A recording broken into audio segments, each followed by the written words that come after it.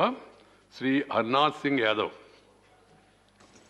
माननीय सभापति जी, आज़ादी के 74 वर्ष के बाद भी हम देश की न्याय व्यवस्था में देश के नागरिकों को अपनी भाषा में न्याय उपलब्ध कराने में समर्थ नहीं हो सके हैं।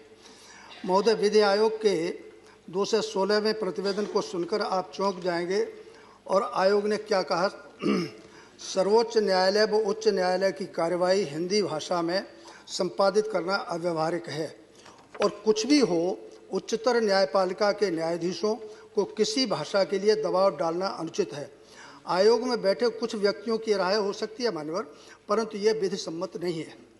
महोदय, 18 जनवरी 2016 को भारत के मुख्य न्यायाधीश ने सरकार को सूचित किया कि उच्चतम न्यायालय व उच्च न्यायालय में हिंदी तथा अन्य प्रादेशिक भाषाओं में कार्यवाही संपादित करने का प्रस्ताव अस्वीकृत कर दिया गया है।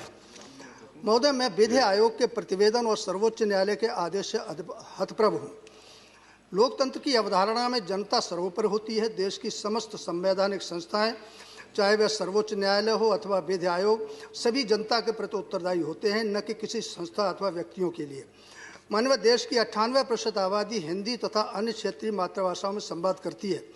अतः देश के लोगों को उनकी अपनी भाषा में न्याय मिलना चाहिए ताकि लोग न्यायालयों में अधिवक्ताओं द्वारा दिए गए तर्कों व न्यायालयों के निर्णयों को अच्छी तरीके से समझ सकें और न्यायिक व्यवस्था में पारदर्शिता बढ़ सके। माननीय, मातृभाषा का कोई विकल्प नहीं हो सकता। अतः मैं लोकतंत्र की पवित्र धारणा व जन आवश्यकता को सर्वोच्च मानकर सर्वोच्च न्यायालय की कार्यवाही, राजभाषा हिंदी तथा उच्च न्यायालयों की कार्यवाही